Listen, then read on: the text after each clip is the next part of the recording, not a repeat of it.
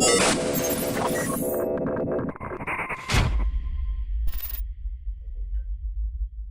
right. Well, I am getting started. Good morning and good evening, good afternoon, wherever you guys are at. I just wanted to say I am so excited to have the one and only Mr. Jack Pransky. I ran into my bookshelf real quick, and I was like, I didn't get all of them, but I have like literally like you'll notice I have two of these books because I used to carry like 10 at a time. You might have seen a spike on Amazon at some point because I was literally giving them to my clients before they worked with me. And the reason is because it saved me about 3 or 4 sessions of sharing what the principles are, what kind of effect it can have in your life. And out of all the books, that was probably the most relevant one to give to my clients. So I wanted to thank you for that, first and foremost. Thank And, you. Absolutely. And I want to thank everyone that's here. I will let you have the floor from here because I want to spend the hour to hear what you have to say and take it from there. But before we begin, I do want to start with, for some of you guys that may or may not know, or the people that may watch the recording, how did you get involved with the 3 principles? And yeah, how did you get involved? And how did it, if anything, change your life and obviously where you're at today? If you can start with that. Oh, I've told this story so many times. I'm bored with it. But very quickly, I was invited to a prevention conference, and Roger Mills was speaking there, and I had just spent a lot of time writing my book, Prevention, the Critical Need, because I was in the field of prevention. And he was talking about these incredible results that he got. And I was suspicious because I had just spent so much time researching what worked in the field and had never heard of him. But he brought with him a couple of the people from the housing project, and when they started talking, it just did something to me. And I would say that I've never looked back, really. I mean, I didn't really know what I was doing at first, but and then like a year and a half later or something, then I ran into Sid Banks, and he blew my mind apart, and the rest is history. That's the short version. That's perfect. I'll take that. And are you okay, Jack, to get right to the questions? Absolutely. Are you? Okay, That's so what I'm here for. Awesome. If you have any questions, you know what, I don't know how tech savvy I am, but if you have a question, Sarah Priestley, maybe you can help me out. I'm going to throw, would you be willing to? Sarah, there you are. I'm going to make you a co-host, if that's okay. Will that work? It's worked. Okay, perfect. Sarah is my go-to, and I was so happy she was here. I'm like, oh, I don't know how to do this that well. So we'll have, if you have any questions, I think you can raise your hand, and we'll get to you. Just do this, or unmute yourself. Go ahead and unmute yourself and ask a question if you'd like. If anyone wants. Yeah, and I really hope you have a lot of them, because since this is supposed to be a question and answer session, I didn't come prepared to say anything. Yeah, no, that's perfect. And I have plenty of questions if nobody wants to start. Good. So if no one wants to start. It's Dominic. Hi, Jack. Let me say I'm looking forward to the book, because the new book, and so I had read your one of your other ones. And so, but maybe can you just a brief overview of what's in the new book, or what's it about? Well, it's funny, because when I wrote Somebody Should Have Told Us, which was a long time ago already, I really thought that I had nothing else to say. And then over the years, I started seeing things more deeply. And I still stand behind everything that's in Somebody Should Have Told Us, but in seeing it more deeply and yet still getting caught in my own stuff, you know, that kind of puzzled me a little bit. And then I realized how human it was. And then I realized that there haven't been that many books where people sort of share their own blind spots and have that be a learning experience for everybody. So I decided not only that I was seeing it deeper and wanted to share what I see now, but also I kept running into situations with clients and other people that were that I believed would be instructive for others, and then also like looking into myself at what caught me up and realizing that we really do get seduced by consciousness. That's the problem. The problem isn't what we think. The problem is that what we think comes into our consciousness, and our consciousness sends it right through the senses. And when something gets sent right through the senses, we feel it big time. And, you know, it's like it becomes such reality to us that we, you know, as long as we're seeing something as reality, we can't let it go. So how do we see things that we get seduced by in a way that kind of transcends that experience and lifts us up to higher levels of consciousness? So that was the whole intent of the book. It was kind of like a combination of those three things. And that's why I felt compelled, literally, to write this.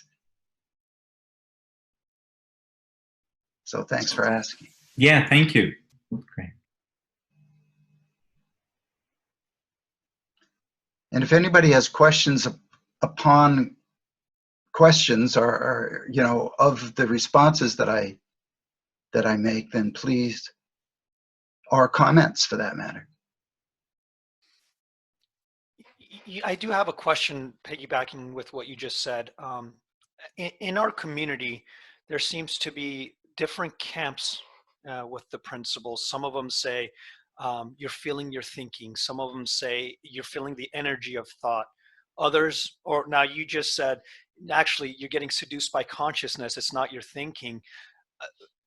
Twofold questions. Are we going the wrong way even diving into that kind of like philosophical questioning? Or what would be more useful for people if they're trying to get into the principles or understand the principles on a deeper level? I love that question. There's only one truth. Different people have gotten different glimpses of that truth. And people express it the way that they see it. So all of those things that are being said are really the same things being said in different ways. And it's important, I think, not to get hung up on what the words mean, because there are no words to describe this stuff. There are no words to describe the spiritual. It's all a pointing in a direction. It's a pointing to how things really work from the inside out. It's a pointing to how our experience really comes about from the inside out. And when people think in terms of different camps, that's automatically limiting to, it's funny, it's a limiting thought to what could be seen. And I have no trouble with any of the so-called different camps.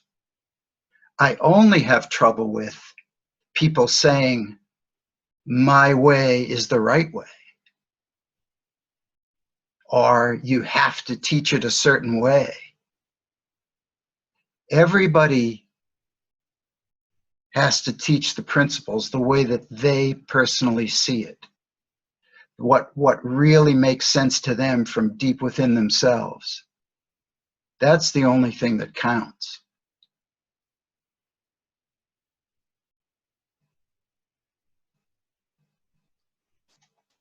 Wow, thank you so much. That was beautiful. Thank you, Jack. You're welcome. Anyone else want to ask Jack any questions? Go ahead. Hi, I'd like to ask something if possible. Okay. Simon here in the UK. Could you describe some of the typical blind spots that people have when they get into the three principles? I'm relatively new to it, and I've done a lot of spiritual stuff, so so it's similar to lots of stuff that I've read, and in a way that makes it harder for me because I'm linking it to other philosophies and spiritualities.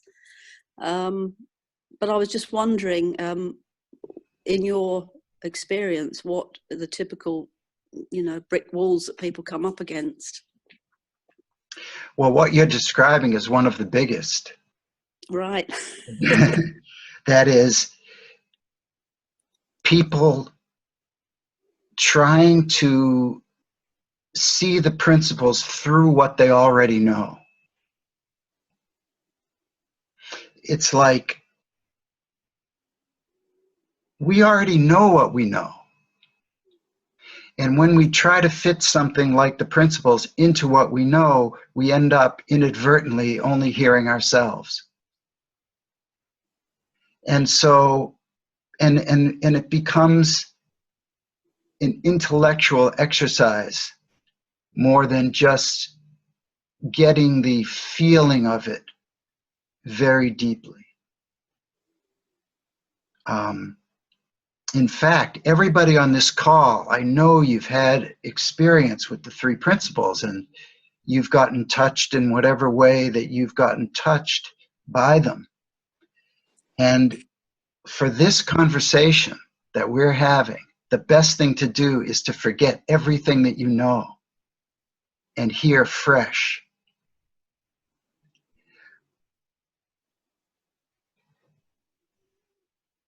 Other typical blind spots.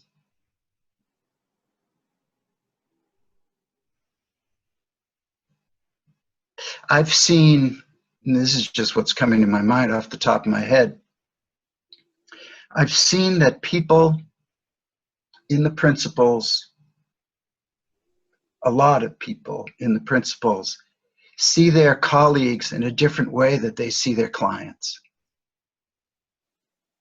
And that if people saw their colleagues in the same way that they saw their clients, there would be, for one thing, no camps.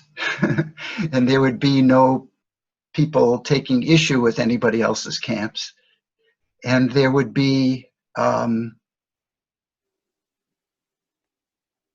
ego would go out the window, because whenever ego is involved with a client, we are completely off the mark. It's like if we start listening to a client wondering how we're doing, or if we're saying something right, or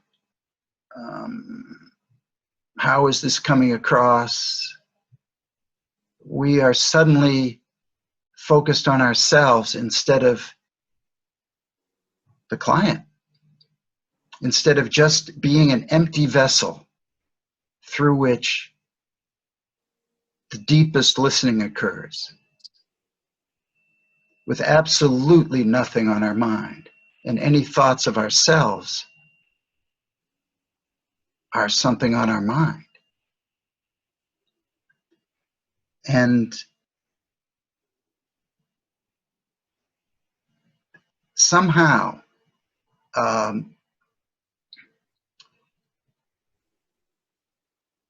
the biggest blind spot I think that people have with the principles is probably the biggest blind spot that people have in general in life, and that is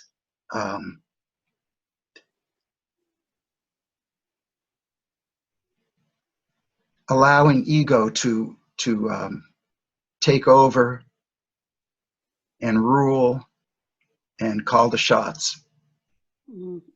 Yeah, I think for me the biggest block at the moment is, looking around the world and seeing suffering. It's the old, that old chestnut, suffering, and you sort of come up against it, and you kind of feel compelled to think about it in order to sort it out. Well, it depends how we think about it. Now, if we think about it in a way that brings us suffering, not only is it not helping the world, like it doesn't make the world better for us to suffer, but it adds extra suffering onto the world already suffering. Do you know what I mean? Yeah, I do. If we think about it in the sense of what can we actually do to help the world not suffer, that would be a healthy thought about the world suffering.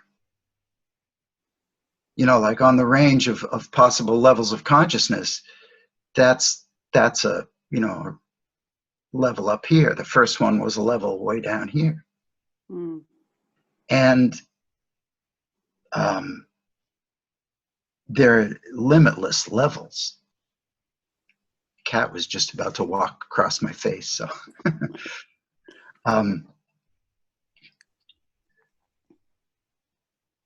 knowing also that, and Sid used to say this over and over again, it's the only way that the world can change is to change oneself.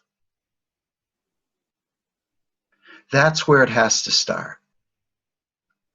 Within oneself. All change happens through new insight of enough magnitude. And insight about the nature of how our experience gets created makes things like abuse, violence, war, even the drastic difference between the rich and the poor. It makes those things not be able to happen.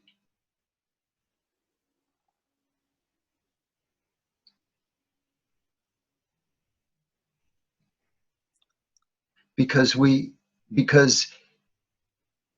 if we really see our true nature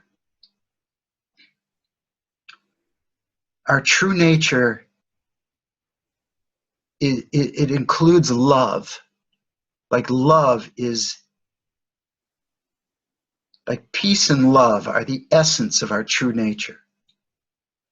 And causing suffering doesn't happen out of love. So if we connect to what our true nature really is and operate from it, whoever is doing that is not able to knowingly hurt other people. It's just impossible. Yeah. And to me, that's automatic hope for humanity, is to know, since that is the nature of who we are, truly,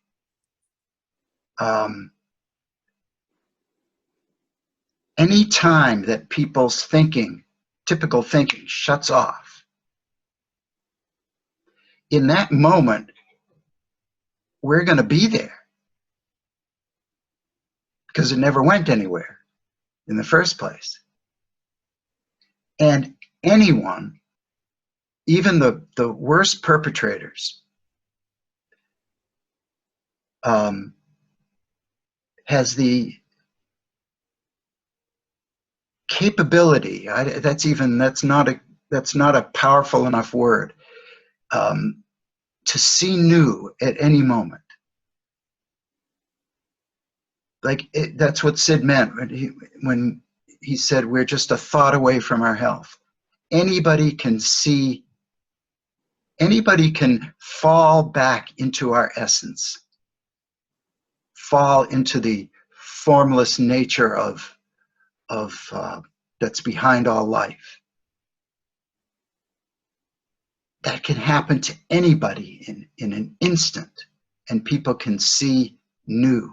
And when that happens to a certain person, that person can't be the cause of suffering knowingly. We can all get blind spots where we, even when we see it, we don't know we're perpetrating something on another person.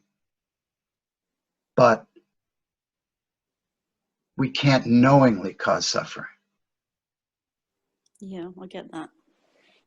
Yeah, and we cause suffering to ourselves as well in the same way. Exactly. And we cause suffering to ourselves when we suffer because of other people suffering. Mm-hmm. Okay, thank you. You're welcome.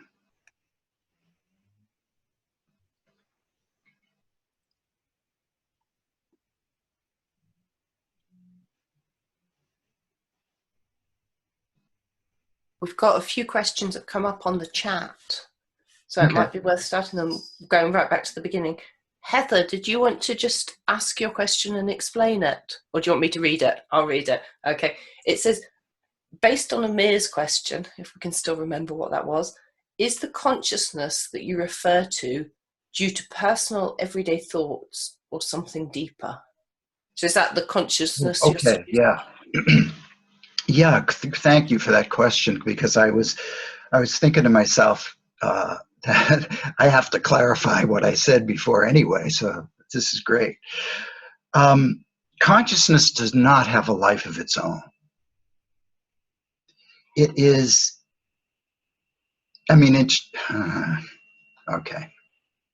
Let me take a step back from that too. Consciousness can't do anything to us independent of our thinking. That's what I meant by it not having a life of its own. So if we just had, if thought was the only culprit, like we would have a thought, and without consciousness, it would just go from our head, flying off into the universe, and it wouldn't make any difference to us whatsoever. But consciousness takes that thought and makes it come alive for us. It makes it real. And that's what gets us.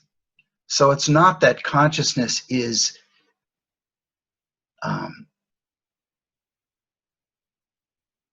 it's not like the thoughts are coming out of consciousness. It's like consciousness is just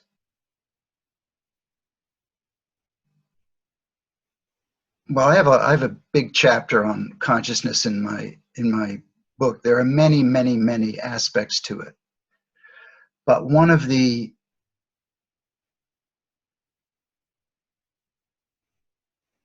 consciousness is pure energy. You know, like once you get up into the highest reaches of consciousness, you're in the realm of universal mind. And once you get up into the highest reaches of universal thought, you're up into the realm of universal mind, and everything is one up there. There's no separating the three of them up at the highest levels. So when we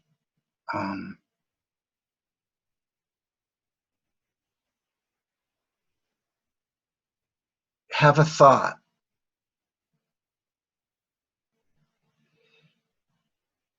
it really is our creative gift to have this thought. Like, we can create anything with our thinking. And what we end up creating gets sent back to us instantly because of consciousness. And that's why we get the feeling that we do. I'm not sure I'm answering your question all the way. And so if anybody has any follow-up question to that, that would be great. There is already one. So the people who have asked questions will come back to you in order, but the follow-up on this one was from Ravi. It says, so consciousness is a necessary evil, Jack, a partner in crime to thought. Evil? Yeah, he's put it in little quotes, a necessary evil. Oh, a necessary evil. So a partner in crime with thought. Well, consciousness is a partner in crime with thought, but it's not.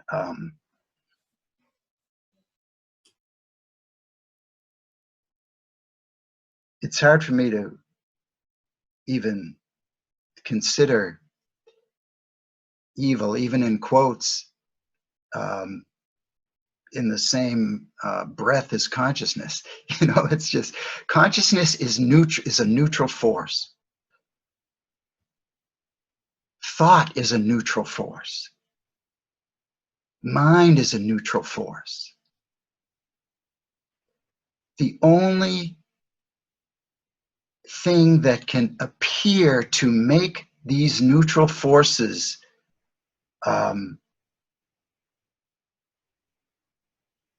evil or personal or troubling or anything like that is that we use the power of thought inadvertently to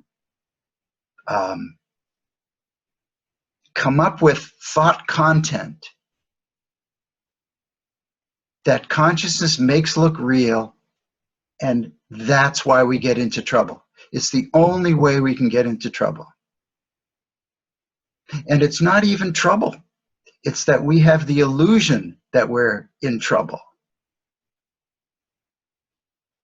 That's what we do all day long, all the time, is create thoughts that consciousness makes look real, that give us the illusion of getting into trouble. We are creating illusion all the time. It looks real because of consciousness, and it makes us feel things. And it's all just a complete and utter illusion. That's the difference between that I've seen between other types of therapy, you could say, and three principles therapy. When somebody brings you a problem in traditional therapy, that problem is seen as a real problem. And with three principles therapy is, how can we help people see it for the creation of illusion that it is? And how can we help people transcend that to see more of the essence and oneness of who they really are? Those two things, to me, are the essence of the three principles. Creation of illusion and, or you could say, essence and oneness. That's in its most simple form. That's what we're all about here. Helping people see those two things. And if I'm doing counseling or coaching with someone, I don't care where we start.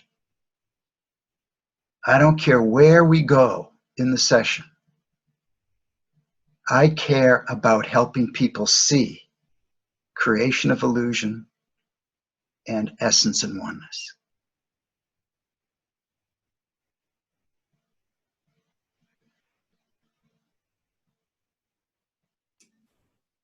That's fab. I think, Heather, that probably answered your follow-up, didn't it? And Martha, did that answer your follow-up? Or did you still want to? Yeah, I think so. Did anybody have any more questions I don't even know about? I know that you answered them as they typed them. You kind of you rolled through the answers and made the questions I thought irrelevant, so I was just checking in. Did anybody else have any follow-ups on that before we move on to the question? I can see that Martha has asked.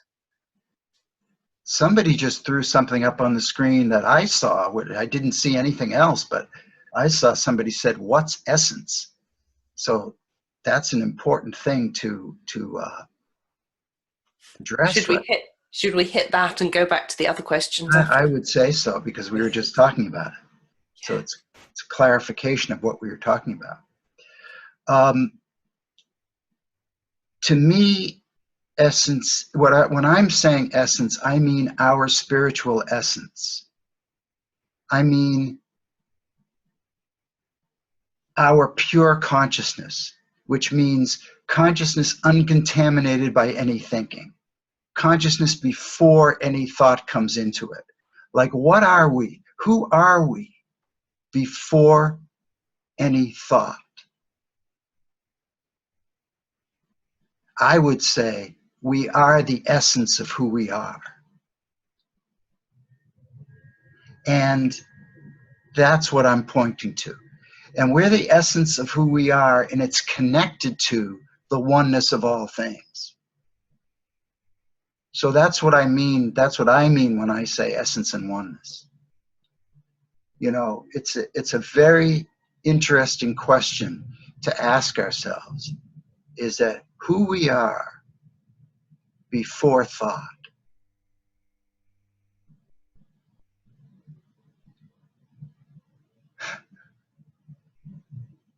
Try to come up with an intellectual answer to that.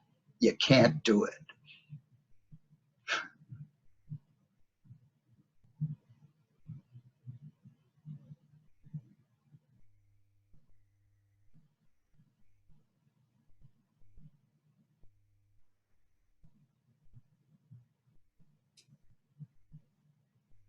That's cool.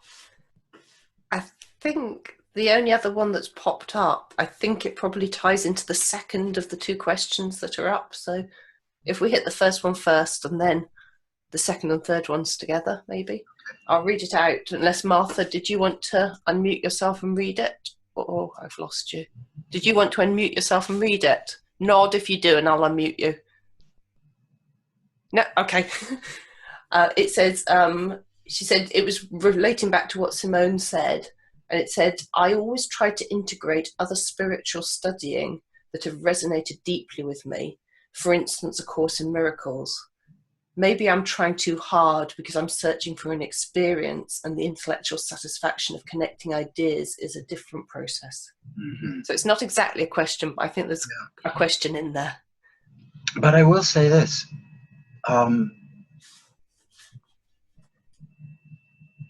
Like, for example, the Course in Miracles.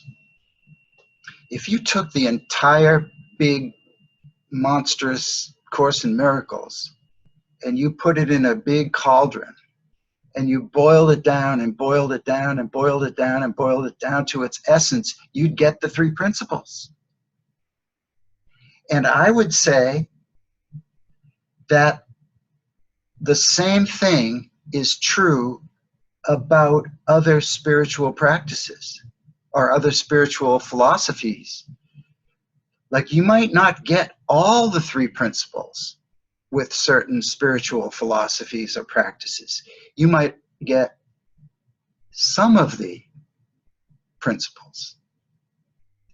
But if we were to take all spiritual practices and philosophies, we would see the three principles in them, because the three principles are the essence of everything that's being talked about by the great spiritual thinkers. Now, I personally think that there's a, I was going to say danger, but I don't know how much of a danger it is, but in terms of our own understanding, I think there's a, well, since I can't come up with another word, I'll use danger, but there's a danger in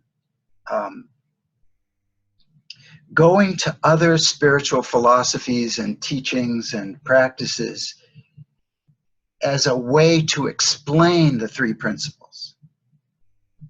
Because I think then things get very complicated very quickly. The three principles are meant to be seen as the simplicity that they are. That's where their power lies, in the simplicity, because in simplicity is the greatest depth.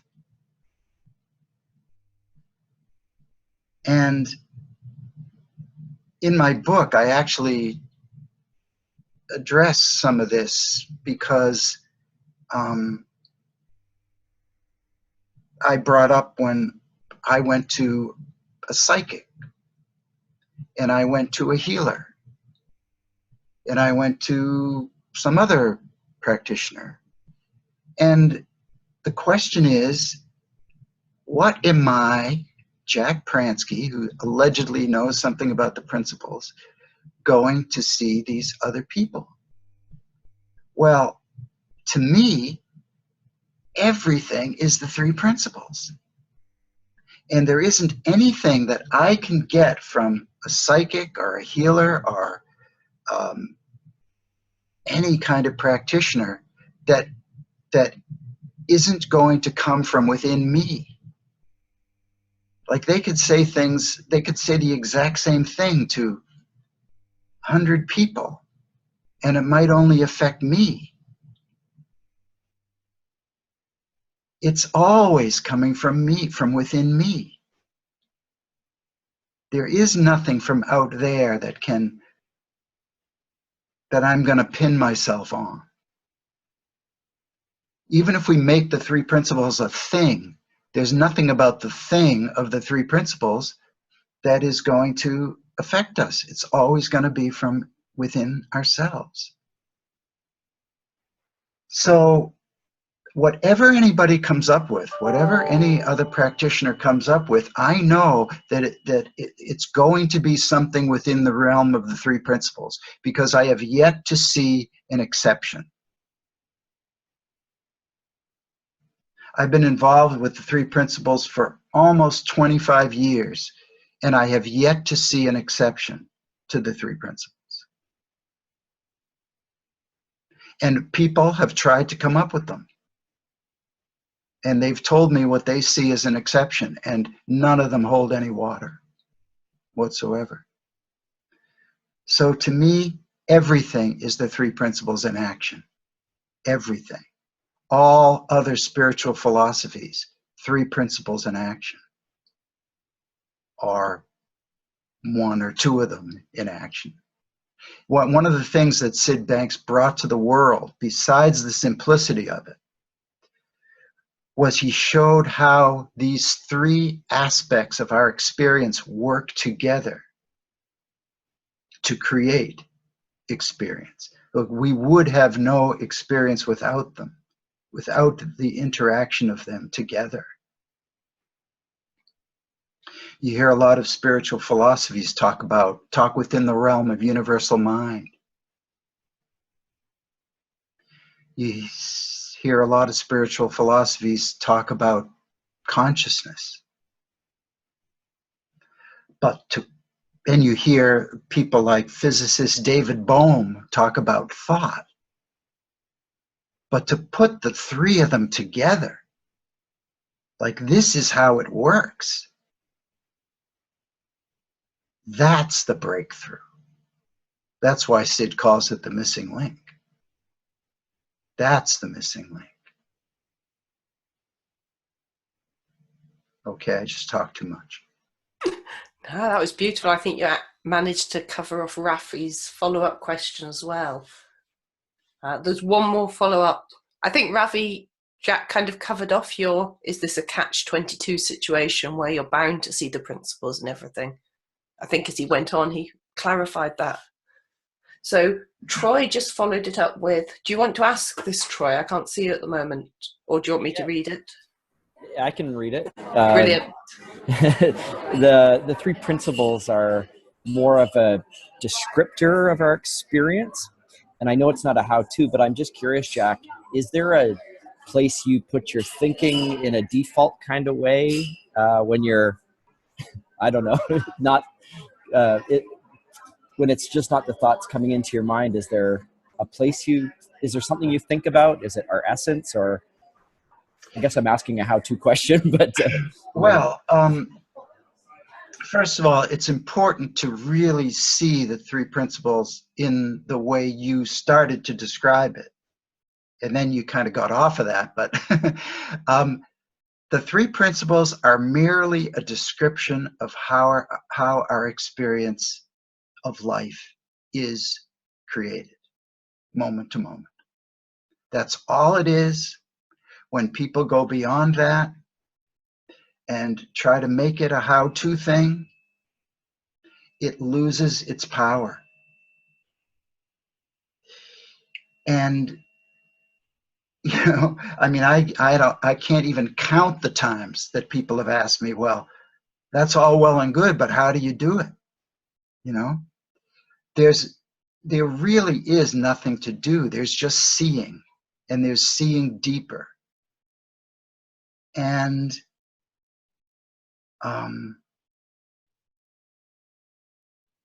well, there was another part of your question. I just kind of lost it there. I think I just asked about, you were talking about essence before, and I know what it was. You said, thank you. You said, is there some default place that I go to? And I'm assuming that means if I'm caught in my thinking. Yeah, that's right. Yeah. Well, I'm not that good at catching my ridiculous thinking when I'm in the middle of it.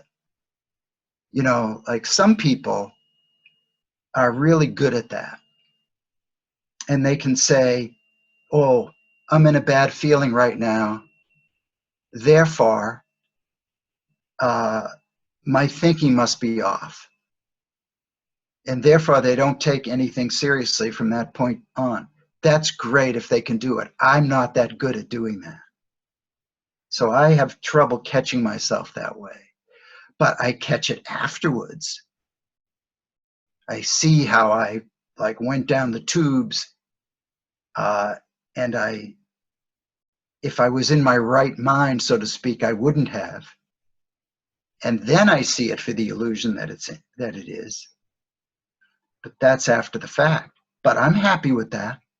I mean, it'd be nice if I could catch it a little sooner, but I'm not catching it a little sooner, so I'm not going to beat myself up about it. I just know something more the next time. But the other answer to your question is the culprit is reality. The culprit is that we see reality when it's really just an illusion. So where I would like to go, if I have my wits about me, is calling my reality into question. And this is what I attempt to do when I'm sitting with someone in a counseling or coaching session is I'm attempting to help them call their reality into question. Like, is this really true? Is what I'm thinking about this really true? And it kind of, if I'm able to ask myself that, it kind of catches me up short, because there's no intellectual answer to that. You know, you can't try to kid yourself out of that one. Although the ego will try. You know, the ego, because the ego gets separate from, because the ego has the illusion that it's separate from the formless energy of life. Once it believes that it's separate, it tries to protect itself at all costs. It will come up with anything to try to protect itself. And I think that all fear, or most fear, comes out of the ego trying to protect itself. And can we see that for the illusion that it is? Can we call that into question? Can we even call our whole entire ego into question in terms of reality? I mean, that's when we start going really deep.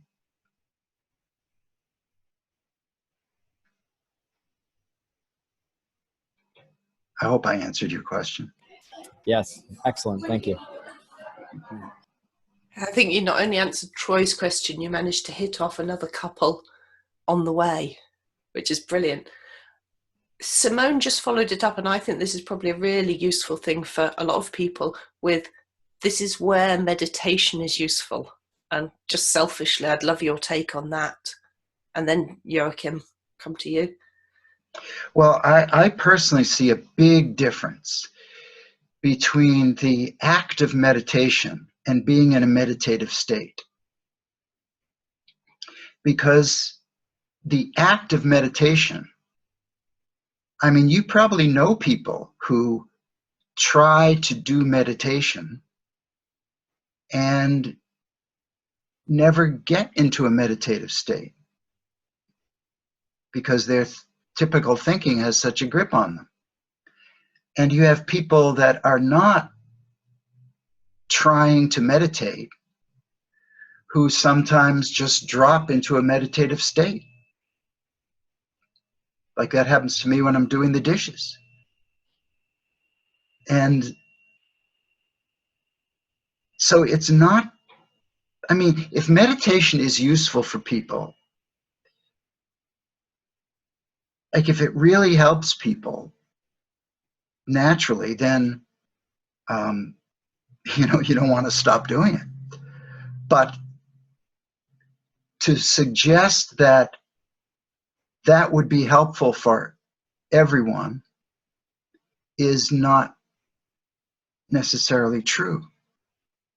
Being in a meditative state is helpful for everyone. Because when we're in a meditative state, we forget about the illusion that we're creating. And we just drop into a state that is closer to our pure essence, connected to the oneness of all things.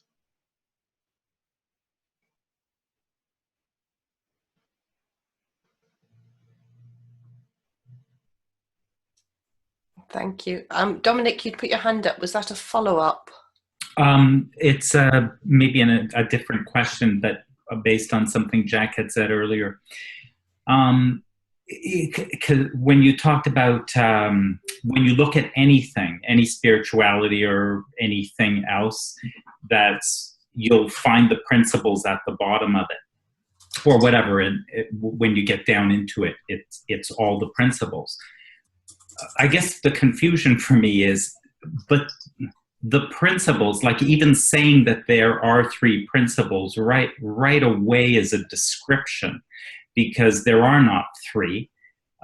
That's made up in thought anyway. Like it's only thought that can separate. So there is one thing, all thing, and then the moment we say there's three, we've already now left. We've sort of left essence, and we're now in description. And to me, part of, I guess, the attraction of the principles was I'd had this experience early on of really seeing something. I was in my 20s, and for quite a while, wisdom told me, not, it's almost like, don't try and speak about it, because people would just think you're nuts anyway. and so it was more of, you know, a knowing or a seeing, but not really trying to convince anybody or explain it to anybody.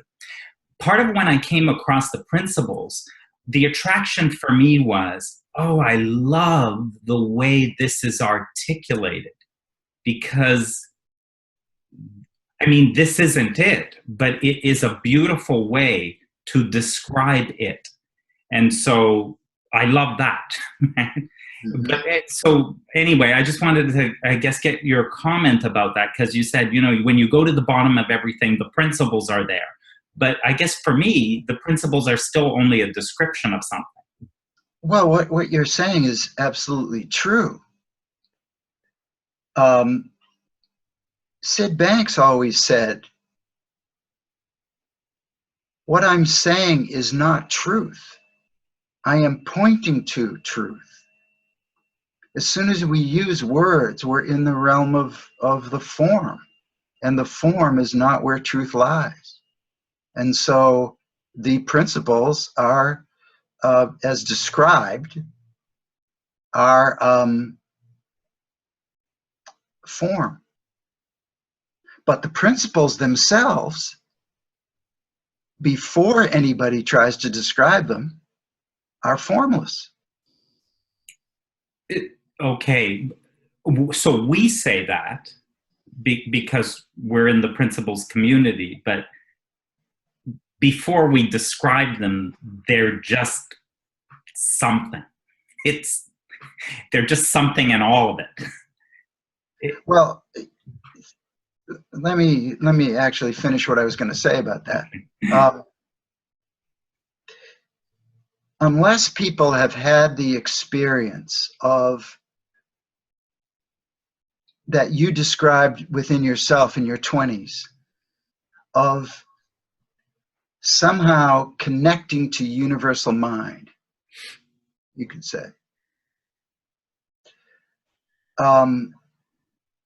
it's really hard to help people who haven't had that experience to get there without some kind of a practice. And even then they might not get there because it's not the practice. I mean, were you in a practice when it happened to you? No, it was a weekend workshop and like an enlightenment thing, right? Like just yeah. So yes, we can sometimes have a moment of enlightenment. Okay, and then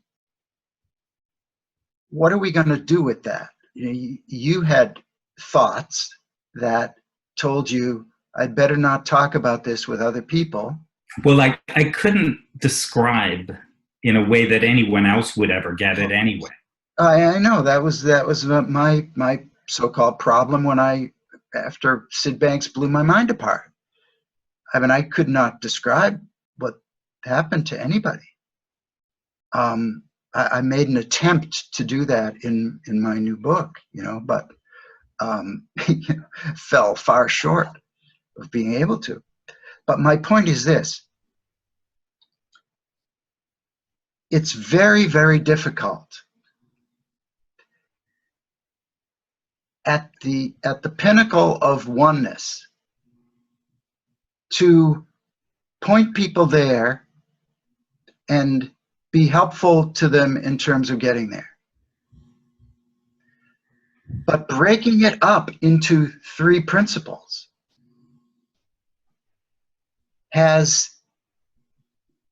in my experience, a very, very, very helpful effect on people getting there. That understanding of how the three work together as one, what you're saying is absolutely true. They are one. But seeing them as one, in my experience, is not that helpful for people until they actually have the experience of the three principles and how they work to create one's own experience. And then one has the luxury, so to speak, of seeing them as one. Well, that makes complete sense, because what I started with was saying what I loved about the principles was it seemed to articulate something. Yes. Which I was unable to, right? Yeah. So I was unable to. So, I mean, what you're saying, it sort of takes back right from the beginning of what I said. And that was the appeal of the principles to me, was that it seemed to say it and be able to speak about it in a particular way. So. Great. And before, even, you hear these great spiritual teachers talk about oneness, very, very eloquently. And yet the percentage of people who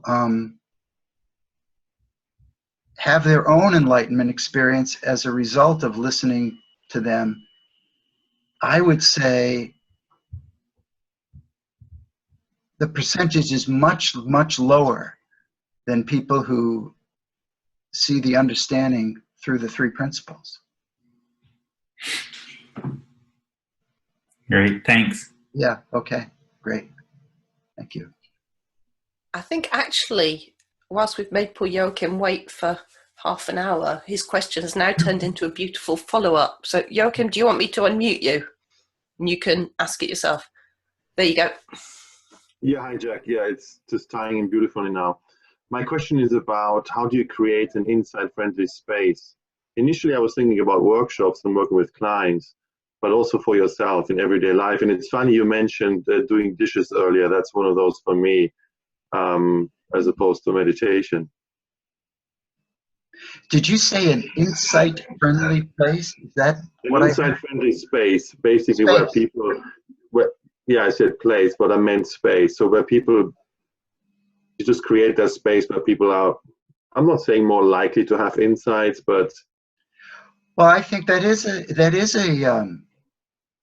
I think people are more likely to have insights in a certain kind of space. Because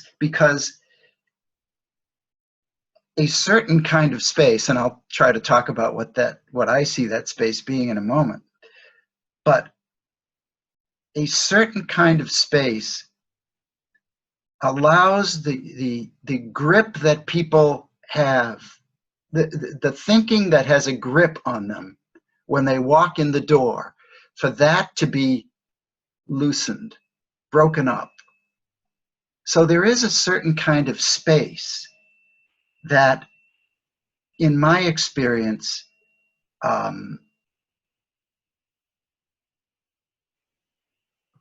helps that to happen. And I think the best way to describe it is love. If we, like, let's say we're leading a group as a teacher of the three principles, or as a facilitator of the three principles, however you want to think about it. If we enter that room with love,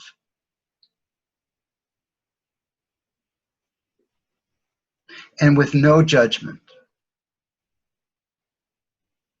and with total deep listening,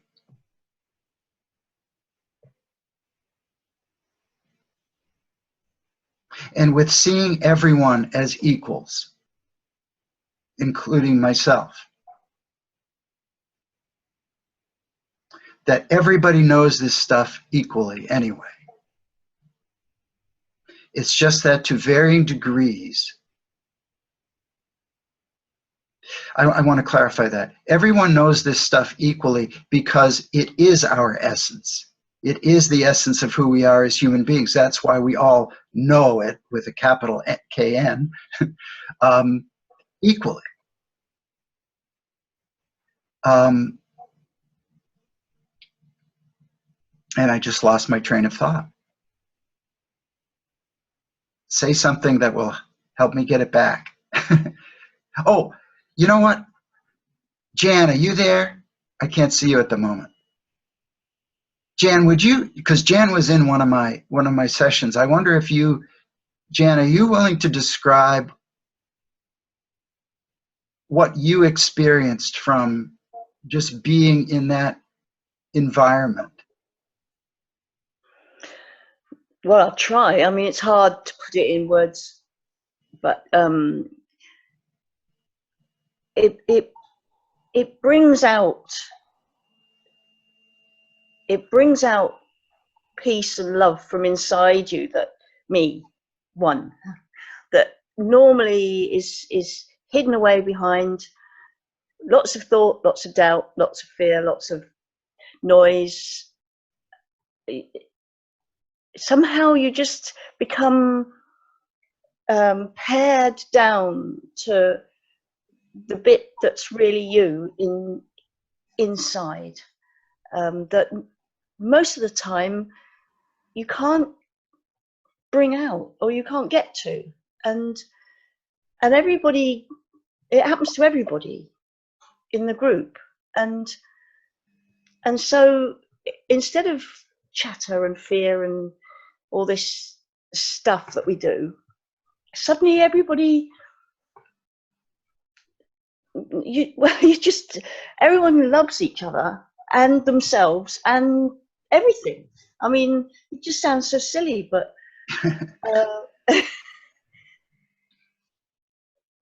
it's so how life should be, and I know, could be, and you hate to leave it behind, but it's really hard to understand why we can't do it normally otherwise outside, but well, that's because we have other thinking, Jan. yeah, it comes in and gets, erodes it and gets in the way of it and nibbles at it. But it's just something about being in a group with love that feels the way as if you're touching how real humanity, true well, you're touching the love that you are, that normally you can't so easily see. Thank you, Jan. Not easy. Thank you. You've both described it wonderfully. I mean, I was at a workshop recently, and just to add to that, I also felt this and this oneness for certain moments, and it was just amazing. And just thanks for how you just both described it. That was beautiful. That's good, because I was scrambling here to try to describe the indescribable. It is, isn't it? Well, I don't want to cut this short, but it has been an hour already. Really? I know. I didn't want to look at the clock because I'm like, I hope we have another hour left, but we are officially done. And I wanted to thank everyone that joined us and asked your questions, and also Jack, obviously, I want to thank you. And the final piece I want to say is, how can people know more about you, learn more about you? Are you doing any events? Can they connect with you? Yeah. I wish I brought my calendars down here, but I believe it's the next one coming up for me is I believe it's the second weekend in January. I could have that a little wrong. I'll post it in the group, so you don't have to worry about it. If you're okay with that, I'll post it in the group. Great. Cape Verde Islands with Damien Smythe. And myself. And we are going to create that space that we just talked about, and also be in the great outdoors there and combine it with outdoor kinds of things, because I'm an outdoors kind of guy. And then there's actually another, there's going to be a webinar series started with Gabriela Maldonado and myself on, I forget what it's called, but it's something about creating the art and power of working with others one-on-one from a three principles perspective. And that's going to be beginning also, I think, in January. So that's a web thing. And I'll send Amir that link too, so that you can post that. And Sheila Masand and I and Katya Simons were just talking about doing a similar thing to that about teaching. And I think that's going to start up in April. I don't think there's even a link to that yet, but I'll send it also through you when it does come to be. And I'm also going to Australia. I'm going to Perth, Melbourne, and Sydney and doing trainings there, if anybody wants to come to Australia. And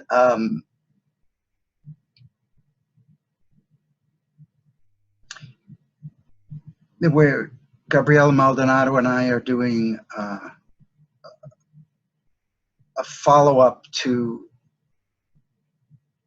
working with people one-on-one in person in Spain. So I might have forgotten something, but I'll get these things to you and you can send them out. Thank you. That's perfect. And a quick story, Gabriela actually worked with my employees, her and Elise Coit, who I've become good friends with. She is incredible, not only just as a principles practitioner, just an incredible human being. Her energy is ecstatic, and I can't wait to see what you guys are up to. So I'm really excited. And thank you again. I cannot express how grateful I am. This was incredible for me, and I've seen a lot of chats saying that they've had an amazing time. So if you guys can give Jack just love, like virtually, however you can, give love him to all love, of you. hugs. And thank you again. This will be recorded, and obviously has been recorded. It'll be on my Facebook group. If you have any more questions, or if you need to connect with Jack, I'll send you all the information that he was discussing. So thank you again. And thank you, Amir. I really appreciate it. You're very welcome. Have a wonderful weekend, everyone. Okay. Bye-bye. Bye.